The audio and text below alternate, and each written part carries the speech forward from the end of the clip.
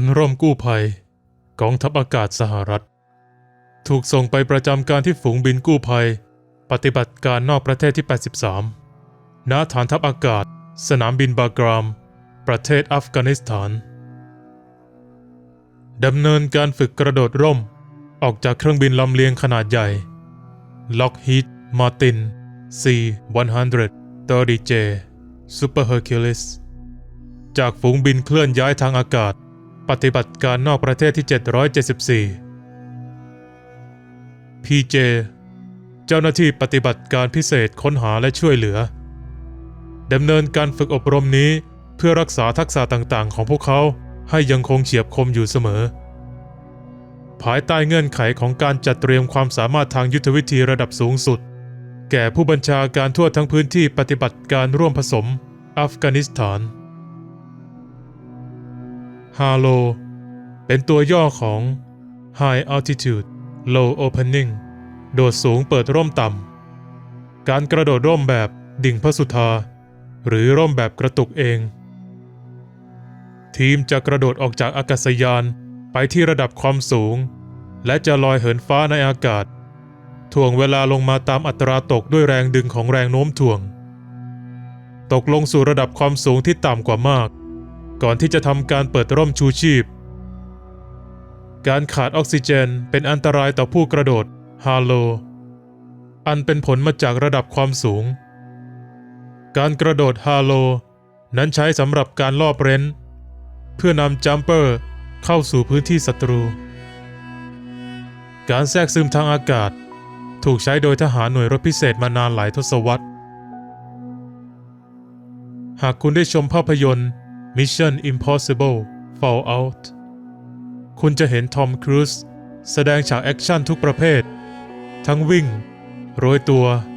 และฉากเฮลิคอปเตอร์ไล่ล่าทั้งหมดนี้เป็นฉากถ่ายทำอันเป็นเอกลักษณ์ของภาพยนตร์เรื่องนี้หนึ่งในซีเควนซ์ที่น่าจดจำที่สุดของภาพยนตร์เรื่องนี้คือการที่ครูซแสดงการกระโดดHALOผ่านพายุฟ้าคะนองนอกจากเรื่องราวในฟิล์มแล้วการกระโดดHALOยังเป็นกลยุทธ์ทางทหารที่อันตรายโดยแท้จริงซึ่งทีมรบพิเศษใช้มานานหลายทศวรรษการกระโดดออกจากเครื่องบินต้องมีระเบียบวินัยบางทีอาจเป็นตอนกลางคืนท่ามกลางหมู่เมฆที่ระดับความสูงHALOนั้นหมายความว่าทีมรบพิเศษจะกระโดดออกจากอากาศยานไปที่ระดับความสูงโดยทั่วไปที่ระดับความสูงประมาณ 30,000 ถึง 40,000 ฟีตและจะลอยเหินฟ้าในอากาศถ่วงเวลาลงมาตามอัตราตกด้วยแรงดึงของแรงโน้มถ่วงตกลงสู่ระดับความสูงที่ต่ำกว่ามากต่ำถึงประมาณ 800 ฟีตเหนือพื้นดินก่อนที่จะทำการเปิดร่มชูชีพและบังคับร่มเข้าสู่ที่หมายเพื่อทำความเข้าใจว่าสิ่งนี้รุนแรงเพียงใดรัสเซลลีพันธารักษ์ด้านอากาศยานแนะนำการเปรียบเทียบนี้หากคุณต้องกระโดดร่มแบบกระตุกเองเครื่องบินของคุณบินได้สูงไม่เกิน 15,000 ฟีตและร่มชูชีพของคุณจะเปิดโดยอัตโนมัติที่ความสูงประมาณ 3,000 ฟีตเหนือพื้นดินระดับความสูงไม่มากหรือเปิดต่ำเท่าการกระโดดHALOเช่นเดียวกับที่ตัวละครของครูซทำในภาพยนตร์การหลบหลีกประเภทนี้ใช้สำหรับการลอบเร้นโดยหลักแล้วจะนำจัมเปอร์เข้าสู่พื้นที่ที่ไม่เป็นมิตรโดยการทำให้เครื่องบินอยู่สูงมันสามารถคงอยู่นอกระยะการยิงต่อต้านอากาศยานและขีปนาวุธเป็นกลยุทธ์ที่ใช้ในภารกิจระหว่างสงครามเวียดนามปฏิบัติการเสรีภาพในอิรัก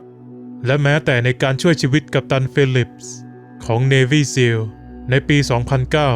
2009 แม้ว่าระดับความสูงจะนำมาซึ่งการบดบังแต่ก็นำอันตรายมาให้เช่นกันการขาดออกซิเจนเป็นสิ่งที่สำคัญที่สุดหากอุปกรณ์แรงดันหรือชุดต้านแรงดันของพวกเขาล้มเหลวอันเนื่องจากแรงกดอากาศในระหว่างทำการบินอาจใช้เวลาไม่กี่วินาทีก่อนที่จัมเปอร์HALOจะสลบจากภาวะขาดออกซิเจน การกระโดดออกจากเครื่องบินต้องมีระเบียบวินัยอาจเป็นตอนกลางคืนท่ามกลางหมู่เมฆที่ระดับความสูงคุณไม่สามารถมองเห็นพื้นได้เพียงแค่กระโดดลงไปในห้วงอวกาศสีดำต้องทำอย่างรอบคอบและผ่านการซักซ้อมมาลีกล่าวในภาพยนตร์เรื่องนี้ครูซทำการแสดงเสี่ยงผาดโผนนี้ด้วยตัวเอง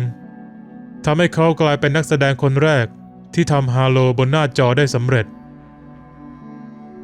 ในการก้าวข้ามเป้าหมายนั้นครูซและผู้ที่ชื่นชอบอะดรีนาลีนคนอื่นๆอาจต้องมองหานักกระโดดร่มที่ทำลายสถิติอย่างโจคิตติงเจอร์จาก 12,800 ฟิตและเฟลิกซ์บอลการ์ดเนอร์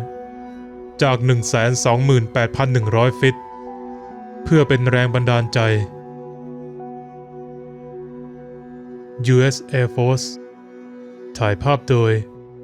Senior Airman Nathaniel Stout